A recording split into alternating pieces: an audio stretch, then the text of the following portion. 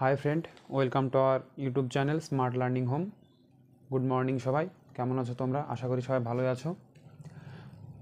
চলো আজকের ক্লাস শুরু করা যাক। আজকে আমাদের জিকে ক্লাস টেস্ট 3।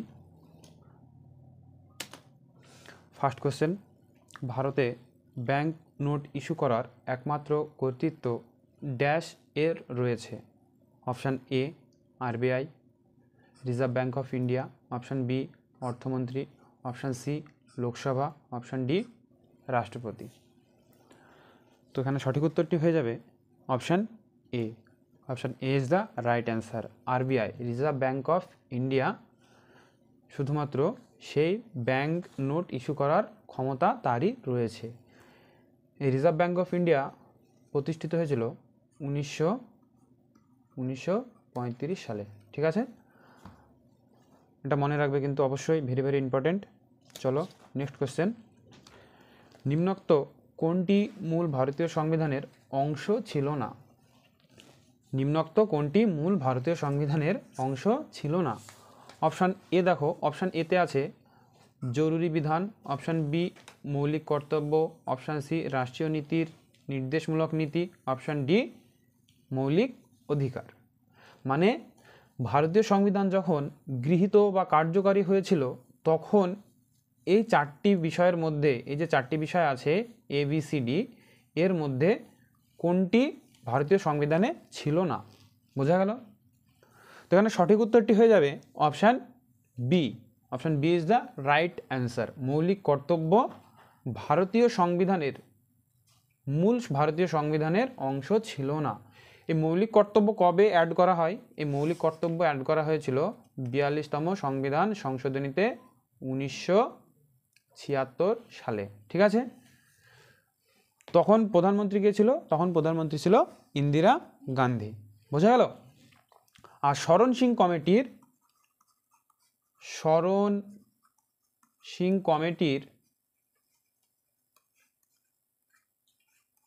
কমিটির সুপারিশে এই মৌলিক কর্তব্য অ্যাড করা হয়েছিল। বোঝা গেল?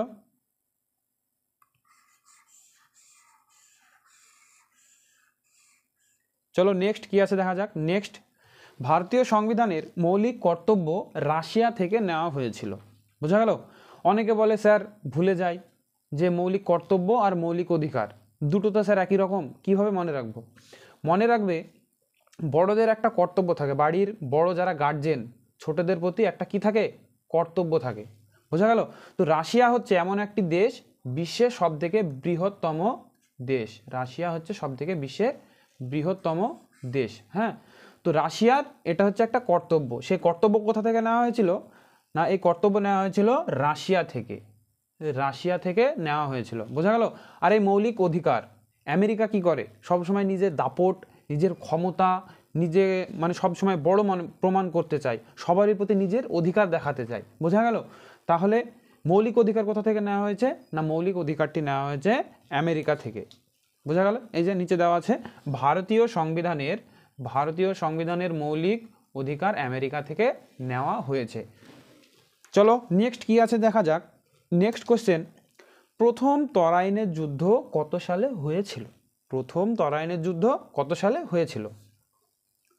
অপশান এ দেখো, option A 1190, option B 1192, option C 1191, option D 1194। তো তরাইনের প্রথম যুদ্ধ হয়েছিল কবে? তরাইনের প্রথম যুদ্ধ হয়েছিল অপশান সি 1191 সালে। 1191 সালে। বোঝা গেল? 1191 সালে। কার কার মধ্যে হয়েছিল? তরাইনের প্রথম যুদ্ধ হয়েছিল পৃথ্বীরাজ চৌহান বনাম মোহাম্মদ ঘুরি। তো এই যুদ্ধে জয়লাভ করেছিল পৃথ্বীরাজ চৌহান। এবং তরাইনের দ্বিতীয় যুদ্ধ হয়েছিল 1992 সালে। 1992 সালে তরাইনের দ্বিতীয় যুদ্ধ হয়েছিল। এই যুদ্ধে জয়লাভ করেছিল পৃথ্বীরাজ চৌহান। তাহলে বোঝা গেল, তরাইনের প্রথম যে যুদ্ধ হয়েছিল 1191 সালে প্রথম, সেই যুদ্ধে পৃথ্বীরাজ চৌহান জয়লাভ করেছিল। এবং 1192 সালে তরাইনের দ্বিতীয় যুদ্ধেও পৃথ্বীরাজ চৌহান জয়লাভ করেছিল। কাকে হারিয়ে? মোহাম্মদ ঘুরিকে হারিয়ে। চলো নেক্সট কোশ্চেন কি আছে দেখা যাক। নেক্সট কোশ্চেন আছে ইন্ডিয়ান অলিম্পিক অ্যাসোসিয়েশন কোন সালে গঠিত হয়েছিল? অপশান এ দেখো, option A 1937, option B 1943, option C 1932, option D 1927। তো এখানে সঠিক উত্তরটি হয়ে যাবে option D. Option D is the right answer. 1927 সালে ইন্ডিয়ান অলিম্পিক অ্যাসোসিয়েশন গঠন হয়েছিল। বোঝা গেল? চলো নেক্সট কোশ্চেন দেখা যাক কি আছে। নেক্সট কোশ্চেন আছে ভারতের দ্বিতীয় পঞ্চবার্ষিকী পরিকল্পনার সময়সীমা কত ছিল? ভারতের দ্বিতীয় পঞ্চবার্ষিকী পরিকল্পনার সময়সীমা কত ছিল? অপশান এতে কি আছে দেখা যাক। অপশান এ আছে 1951 থেকে 1956, 1948 থেকে 1953, 1957 থেকে 1962, 1956 থেকে 1961। তো পঞ্চবার্ষিকী পরিকল্পনা কবে শুরু হয়েছিল? পঞ্চবার্ষিকী পরিকল্পনা শুরু হয়েছিল 1951 সালে। ঠিক আছে, পঞ্চবার্ষিকী পরিকল্পনা হয় 5 বছর ধরে। পঞ্চবার্ষিকী পরিকল্পনা কি? পঞ্চবার্ষিকী পরিকল্পনা হলো আগামী 5 বছর, ধরো এটা 2024 সাল, হ্যাঁ এটা ধরো 2024 সাল। হয়তো তুমি প্ল্যানিং করলে যে আগামী 5 বছর মানে 24-এর সাথে যদি 5 যোগ করা যায় তাহলে হচ্ছে 2029 সাল। এই 2029 সাল পর্যন্ত তুমি যে কাজকর্ম করবে বা তুমি যে একটা প্ল্যানিং করছো, এটা হলো তোমার পঞ্চবার্ষিকী পরিকল্পনা। তো ভারতবর্ষ স্বাধীন হওয়ার পর কি ভারতবর্ষে পঞ্চবার্ষিকী পরিকল্পনা মানে পরবর্তী 5 বছরের আগাম ভাবনা চিন্তা ভাবা হয়েছিল কি করা যায় না করা যায়, এটাই হচ্ছে পঞ্চবার্ষিকী পরিকল্পনা। বোঝা গেল? তো ভারতের প্রথম পঞ্চবার্ষিকী পরিকল্পনা হয়েছিল 1951 সাল থেকে 1956 সালের পর্যন্ত। এটা হচ্ছে প্রথম পঞ্চবার্ষিকী পরিকল্পনার সময়সীমা। তো এখানে কোশ্চেনটা কি আছে, ভারতের দ্বিতীয় পঞ্চবার্ষিকী পরিকল্পনার সময়সীমা কত ছিল? তো সঠিক উত্তরটি হয়ে যাবে option D. Option D is the right answer. 1956 থেকে 1961 সাল পর্যন্ত। বোঝা গেল? এটা ছিল দ্বিতীয়, এটা হলো সেকেন্ড, হ্যাঁ, আর এটা হচ্ছে ফার্স্ট বা প্রথম। চলো নেক্সট কোশ্চেন কি আছে দেখা যাক। ও আচ্ছা, নেক্সট আছে তোমার এখানে ডিটেলস একটু বলা আছে। দ্বিতীয় পঞ্চবার্ষিকী পরিকল্পনা দেশের দ্রুত শিল্পায়নকে অগ্রাধিকার দিয়েছিল। এই যে দ্বিতীয় পঞ্চবার্ষিকী পরিকল্পনা, এই দ্বিতীয় পঞ্চবার্ষিকী পরিকল্পনার সময় শিল্পায়নের দিকে একটু বেশি দৃষ্টিপাত করা হয়েছিল। বোঝা গেল? আর প্রথম পঞ্চবার্ষিকী পরিকল্পনার সময় কৃষির দিকে দৃষ্টিপাত করা হয়েছিল।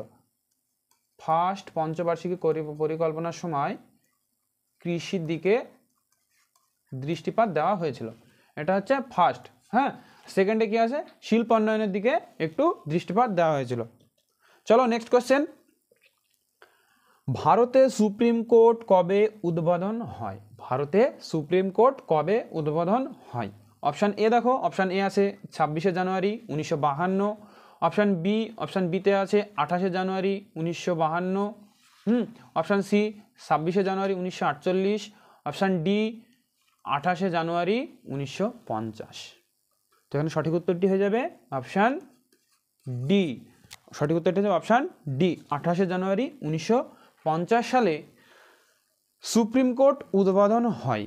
মানে তোমার 1950 সালে কি 1950 সালে 26শে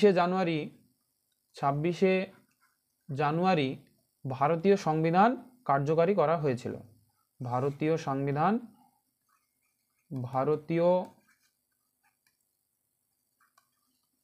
সংবিধান কার্যকারী হয়েছিল। ওকে, চলো নেক্সট কোশ্চেন দেখো। 2024 সালে ভারতীয় প্রজাতন্ত্র দিবসে, মানে ভারতের যে প্রজাতন্ত্র দিবস হয় 26শে জানুয়ারি, ঠিক আছে, 2024 সালে ভারতে যে প্রজাতন্ত্র দিবস হবে, তো সেখানে প্রধান অতিথি হিসাবে কাকে আমন্ত্রণ করা হয়েছে? মানে আমাদের এই যে সামনে 26 তারিখ আসছে, আজকে 18 তারিখ, আর কিছুদিন বাদে যে আমাদের প্রজাতন্ত্র দিবস হবে, তো এই দিন প্রধান অতিথি হিসাবে কাকে আমন্ত্রণ করা হয়েছে? অপশান এতে দেখো, অপশান এ আছে জার্মানির প্রেসিডেন্ট, অপশান বি ফ্রান্সের প্রেসিডেন্ট, অপশান সি আফগানিস্তানের প্রেসিডেন্ট, অপশান ডি কুয়েতের প্রেসিডেন্ট। তো এখানে সঠিক উত্তরটি হয়ে যাবে অপশান বি। এখানে সঠিক উত্তরটি হয়ে যাবে অপশান বি। কে ফ্রান্সের প্রেসিডেন্টকে ভারতের 2024 সালে যে প্রজাতন্ত্র দিবস হবে সেখানে তাকে প্রধান অতিথি হিসাবে আমন্ত্রণ করা হয়েছে। তো ফ্রান্সের বর্তমান প্রেসিডেন্টের নাম কি? ফ্রান্সের বর্তমান প্রেসিডেন্টের নাম হচ্ছে ইমানুয়েল ম্যাক্রো। ইমানুয়েল ম্যাক্রো হচ্ছে ফ্রান্সের বর্তমান প্রেসিডেন্ট, যে 2024 সালে ভারতের প্রজাতন্ত্র দিবসে প্রধান অতিথি হিসেবে তাকে আমন্ত্রণ করা হয়েছে। তার পাশাপাশি তোমাদেরকে বলে রাখি 2023 সালে মানে এর আগের বছর 26শে জানুয়ারি যে প্রজাতন্ত্র দিবস হয়েছিল আমাদের, 26শে জানুয়ারি প্রজাতন্ত্র দিবস হয়েছিল। তো সেই প্রজাতন্ত্র দিবসে প্রধান অতিথি হিসাবে এসেছিলেন আবদেল ফাতেহ এল সিসি। তিনি ছিলেন মিশরের প্রেসিডেন্ট। বোঝা গেল? আবদেল ফাতেহ এল সিসি তিনি ছিলেন মিশরের প্রেসিডেন্ট। তিনি 2023 সালে প্রজাতন্ত্র দিবসে ভারতের প্রধান অতিথি হিসাবে তিনি এসেছিলেন। চলো নেক্সট কোশ্চেন কি আছে দেখা যাক। নিম্নোক্ত কোন লোকনৃত্য জম্মু কাশ্মীরের সঙ্গে যুক্ত? নিম্নোক্ত কোন লোকনৃত্য জম্মু কাশ্মীরের সঙ্গে যুক্ত? অপশান এ দেখো, অপশান এ হচ্ছে ভারতনাট্যম, অপশান বি ওডিসি, option C Rauf, option D তাজ। তো যারা এসএসসি জিডির জন্য প্রিপারেশন নিচ্ছ তাদেরকে বারবার একটা কথা বলবো, ভারতীয় যতগুলি স্টেট আছে কোন স্টেটে কোন নৃত্যের সঙ্গে কে জড়িত, নৃত্যের সঙ্গে কে জড়িত, কোন রাজ্যে হয়, কোন রাজ্যের নৃত্য, তোমরা এইগুলো কিন্তু ঠোঁটস্থ করে রাখবে, একেবারে ঠোঁটস্থ। কেননা প্রত্যেকটা শিফটে আমরা নিজেরা রিয়েলাইজ করে দেখছি, বিগত বছরে কোশ্চেন ঘেটে দেখছি যে নৃত্য থেকে একটা দুটো কোশ্চেন আসছে নৃত্যর সঙ্গে কে জড়িত, কোন রাজ্যে কোন নৃত্য হয়, বোঝা গেল? বা কোন পুরস্কার কোন পণ্ডিত পেয়েছে, কোন একাডেমির সঙ্গে কে জড়িত, এগুলো তোমরা অবশ্যই বারবার বলছি তোমরা কিন্তু নোট ডাউন করবে, নিজেদের আয়ত্তে আনার চেষ্টা করবে। কারণ এসএসসি জিডি বহুবার বিগত বছর বলো তারও আগে বলো, বারবার দেখেছি যে রাজ্য নৃত্য বা নৃত্যের সঙ্গে কে জড়িত, কোন রাজ্যে কোন নৃত্য হয় বা কোন উৎসব হয়, এখান থেকে কোশ্চেন দিয়েছে। তো চলো বেশি কথা না বলে কোশ্চেনের দিকে যাওয়া যাক। তো কোশ্চেনটা কি আছে এখানে? এখানে কোশ্চেন আছে নিম্নোক্ত কোন লোকনৃত্য জম্মু কাশ্মীরের সাথে যুক্ত? তো এখানে সঠিক উত্তরটি হয়ে যাবে অপশান সি রফ নৃত্য জম্মু কাশ্মীরের সঙ্গে যুক্ত। বোঝা গেল? এই যে ভারতনাট্যম আছে কোথায়? ভারতনাট্যম তামিলনাড়ু রাজ্যের সঙ্গে জড়িত। তারপরে ওডিসি নৃত্যটি তোমার ওডিসি নৃত্যশৈলী তোমার কোথায়? উড়িষ্যা। এই যে ওডিসি দেখতে পাচ্ছ তোমরা, ওডিসি উড়িষ্যা। তার পাশাপাশি বলি যে তাজ বাস এগুলো হচ্ছে তোমার ইউপি, মতলব উত্তরপ্রদেশ।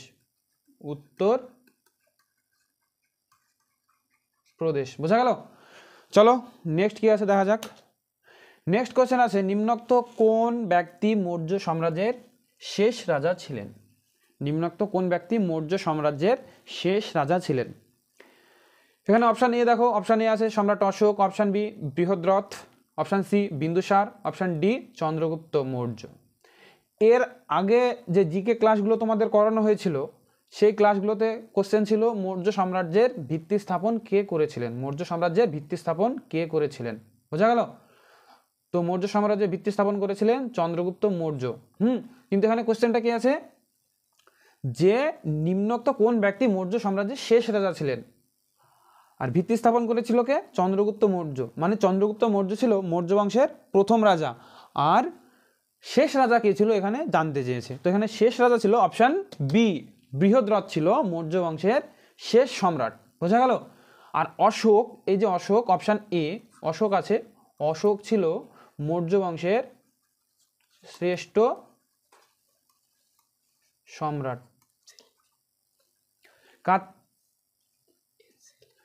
তো অশোক ছিল মৌর্য বংশের শ্রেষ্ঠ সম্রাট। তো অশোকের বাবার নাম কি ছিল? অশোকের বাবার নাম ছিল বিন্দুসার। অশোকের বাবার নাম ছিল বিন্দুসার। তো বিন্দুসারকে একটা উপাধি দেওয়া হয়েছিল। বিন্দুসারকে একটা উপাধি দেওয়া হয়েছিল। কি উপাধিটা ছিল? মৌর্য শাসক বিন্দুসারকে গ্রিকরা অমিত্রাঘাত উপাধি দিয়েছিলেন। অমিত্রাঘাত, বোঝা গেল? অমিত্রাঘাত শব্দের অর্থ কি? শত্রু নিধনকারী। অমিত্রাঘাত শব্দের অর্থ হচ্ছে শত্রু নিধনকারী, বোঝা গেল? চলো নেক্সট কোশ্চেন আছে, প্রধানমন্ত্রী নরেন্দ্র মোদী জল জীবন মিশন চালু করেন কবে? প্রধানমন্ত্রী নরেন্দ্র মোদী জল জীবন মিশন চালু করেন কবে? অপশান এ দেখো 2019, option B 2015, option C 2016, option D 2022। তো এখানে সঠিক উত্তরটি হয়ে যাবে option A. Option A is the right answer. Option A is the right answer, বোঝা গেল? 2019 সালে প্রধানমন্ত্রী নরেন্দ্র মোদী জল জীবন মিশন চালু করেন। তোমরা দেখছো প্রত্যেকটা শিফটে বা প্রত্যেকটা সেটে আমাদের রাজ্যের নৃত্য, লোকনৃত্য, কোন নৃত্যের সঙ্গে কে জড়িত, এরকম রিলেটেড কোশ্চেন তোমার থেকেই যাচ্ছে। তার পাশাপাশি কিছু নোট ডাউন করছো, যেমন তোমার কারেন্ট অ্যাফেয়ার্স, কারেন্ট পার্ট, এইগুলোও কিন্তু এসএসসি জিডি ফলো করে। এসএসসি জিডি কারেন্ট পার্টগুলো একটু বেশি ফলো করে, বোঝা গেল? তো কারেন্ট পার্টের দিকে তোমাদের একটু নজর দিতে হবে।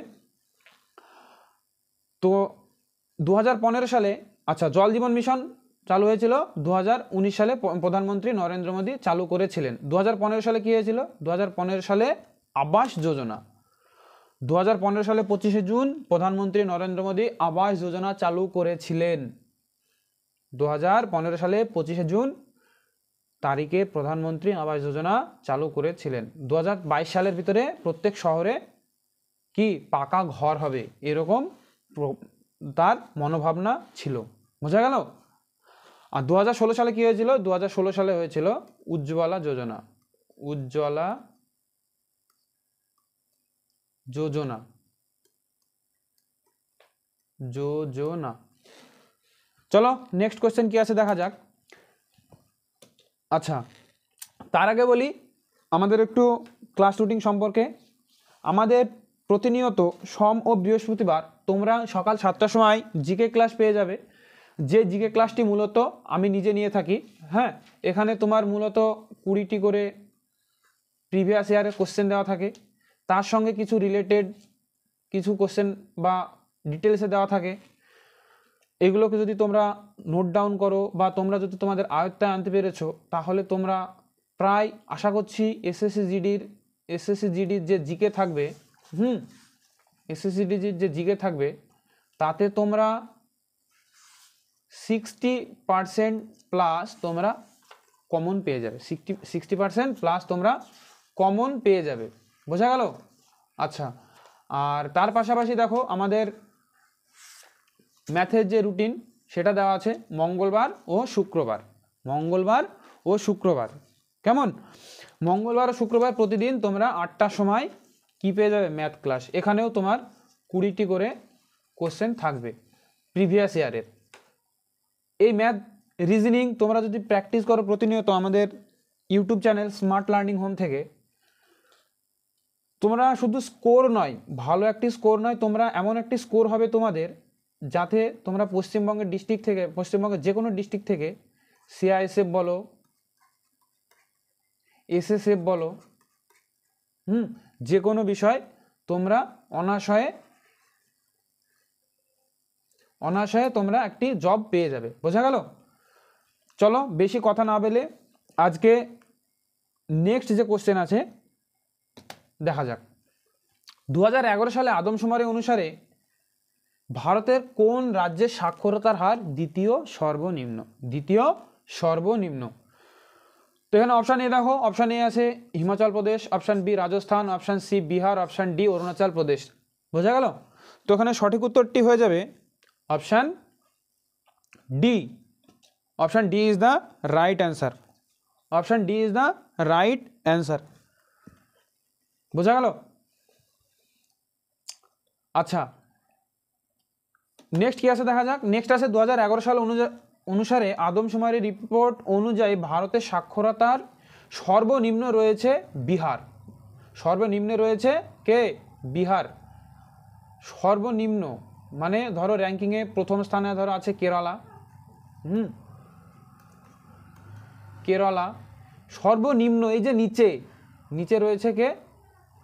নিচে রয়েছে সর্বনিম্ন বলতে তোমার নিচে, হ্যাঁ, নিচে রয়েছে বিহার। তার উপরে রয়েছে মানে দ্বিতীয় সর্বনিম্ন এই অরুণাচল প্রদেশ। অরুণাচল প্রদেশ, বোঝা গেল? অরুণাচল প্রদেশ।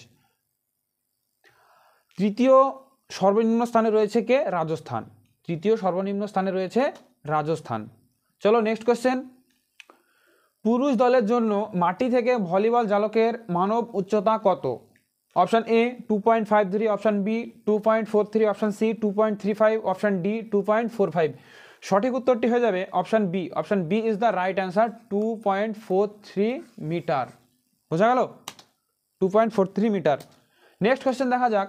ভারতের আচ্ছা জাতীয় ভোটার দিবস কবে পালন করা হয়? জাতীয় ভোটার দিবস কবে পালন করা হয়? এখানে দেখো অপশান এ আছে, অপশান এ 25শে জানুয়ারি, অপশান বি 12ই জানুয়ারি, অপশান সি 15 জানুয়ারি, অপশান ডি 4 ফেব্রুয়ারি। তো এখানে সঠিক উত্তরটি হয়ে যাবে option A. Option A is the right answer, 25শে জানুয়ারি ভোটার দিবস পালন করা হয়। 12ই জানুয়ারি কি? 12ই জানুয়ারি ন্যাশনাল ইউথ ডে।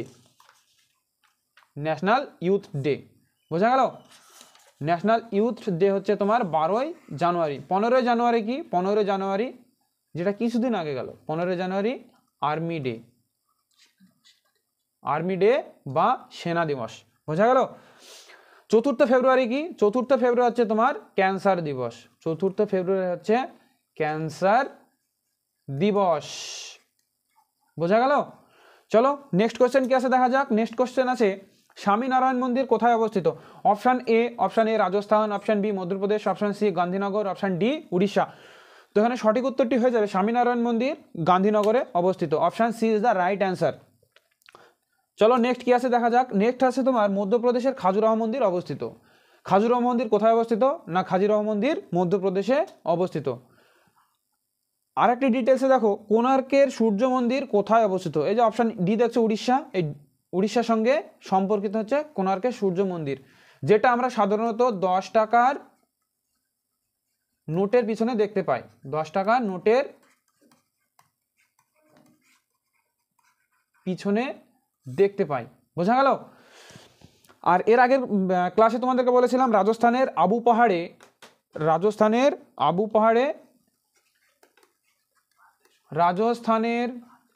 আবু পাহাড়ে কি আছে? দিলওয়াড়া মন্দির। আবু পাহাড়ে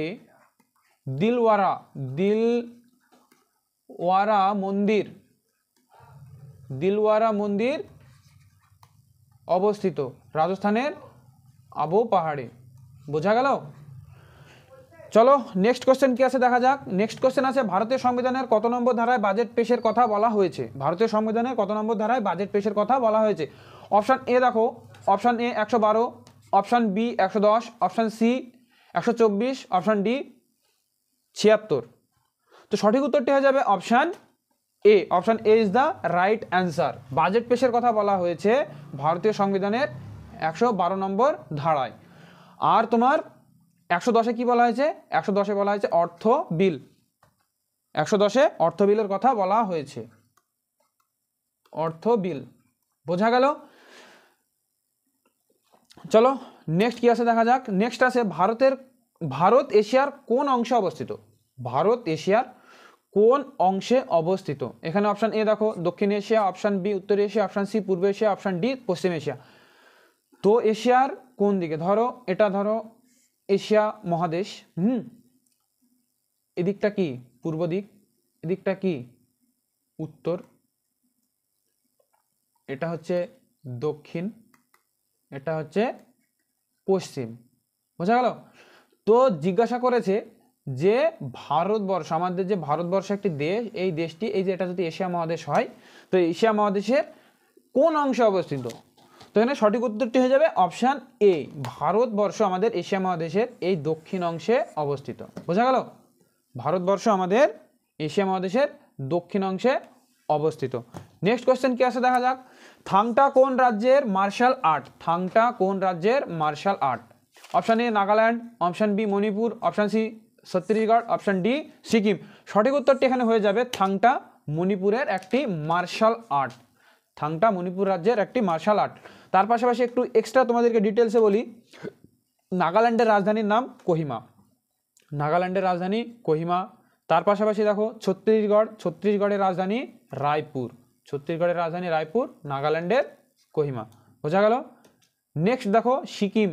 সিকিম যেখানে আমরা ঘুরতে যাই, পর্যটকরা অনেকে ঘুরতে যায়। বোঝা গেল? তো সেই সিকিমের রাজধানী কি? গ্যাংটক। চলো নেক্সট কোশ্চেন শুরু করা যাক। ভারতের প্রথম কোন মুসলিম শাসক আক্রমণ করেছিল? ভারতবর্ষে প্রথম কোন মুসলিম শাসক আক্রমণ করেছিল? অপশান এ দেখো কুতুবুদ্দিন আইবক, অপশান বি সুলতান মাহমুদ, অপশান সি মোহাম্মদ বিন কাসিম, অপশান ডি মোহাম্মদ ঘুরি। তো এখানে সঠিক উত্তরটি হয়ে যাবে অপশান সি মোহাম্মদ বিন কাসিম। মোহাম্মদ বিন কাসিম 712 খ্রিস্টাব্দে ভারতবর্ষে প্রথম আক্রমণ করেছিল।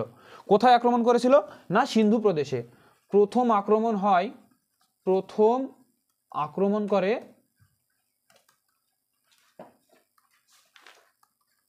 সিন্ধু প্রদেশে।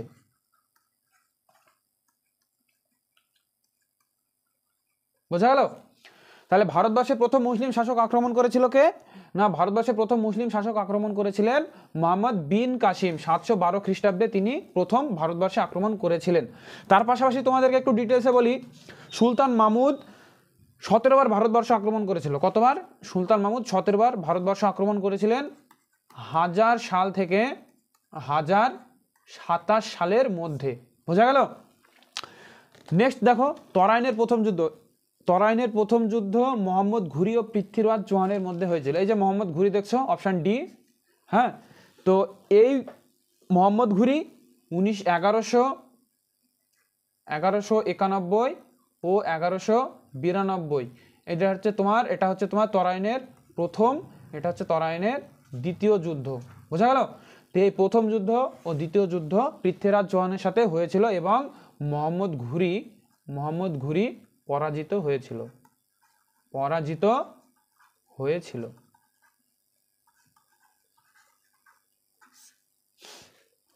নেক্সট কোশ্চেন কি আছে দেখা যাক। নেক্সট কোশ্চেন হচ্ছে হরিয়ানার হেরিকেল নামে কে পরিচিত ছিলেন? হরিয়ানার হেরিকেল নামে কে পরিচিত ছিলেন?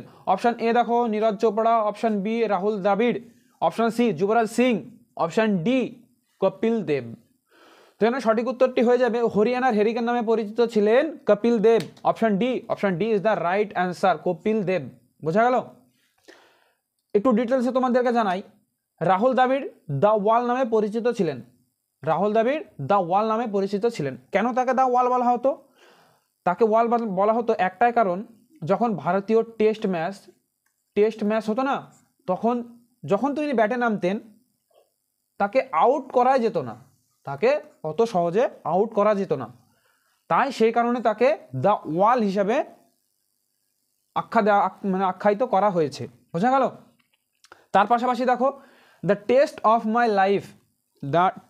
মাই লাইফ যুবরাজ সিংয়ের আত্মজীবনী। কার? যুবরাজ সিংয়ের আত্মজীবনী।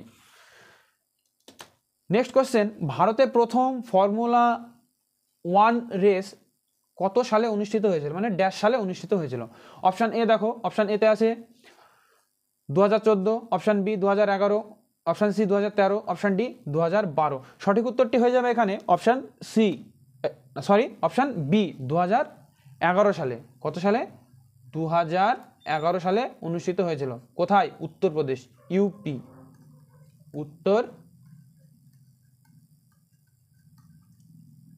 উত্তরপ্রদেশ। বোঝা গেল? তাহলে ভারতে প্রথম ফর্মুলা 1 রেস 2011 সালে অনুষ্ঠিত হয়েছিল উত্তরপ্রদেশে। আজকে শেষ কোশ্চেন। তার পাশাপাশি তোমাদেরকে বলি, আজকে তোমাদেরকে একটি হোমওয়ার্ক দেওয়া হচ্ছে। হোমওয়ার্ক মানে বাড়ির কাজ। এটা তোমরা কমেন্টের মাধ্যমে প্রত্যেককেই জানাবে। তো কোয়েশ্চেনটা কি আছে, নিম্নোক্ত কোন নৃত্যটি গোয়ায় পরিবেশিত হয়? নিম্নোক্ত কোন নৃত্যটি গোয়ায় পরিবেশিত হয়? অপশান এ দেখো Jhumur, option B Cheraw, option C Karma Naach, option D Fugdi. তো সঠিক উত্তরটা তোমরা কমেন্টের মাধ্যমে জানাবে। আর তোমরা যদি আমাদের চ্যানেলে নতুন হয়ে থাকো অবশ্যই বলবো আমাদের চ্যানেলটিকে সাবস্ক্রাইব করে বেল আইকনটিকে বাজিয়ে আমাদের পাশে থাকবে। ডিফেন্স লাইনের অল ম্যাথ বলো, জিকে বলো, জিআই বলো, সব কিছু তোমাদেরকে এই চ্যানেলের মাধ্যমে আমরা দিয়ে থাকব। বোঝা গেল? সব কিছু আমরা এই চ্যানেলের মাধ্যমে তোমাদেরকে দিয়ে তোমাদেরকে হেল্প করব। আর আমাদের যে অফিসিয়াল একটি টেলিগ্রাম চ্যানেল আছে SLH, তোমরা যদি জয়েন হতে চাও অবশ্যই লিঙ্ক পেয়ে যাবে। এবং এই যে ক্লাসগুলো তোমাদের নেওয়া হচ্ছে তার PDF তোমরা বিনামূল্যে আমাদের এই টেলিগ্রাম চ্যানেলে পেয়ে যাবে। বোঝা গেল? তো আজকের ভিডিও এই পর্যন্তই, আবার দেখা হবে। Good bye everyone.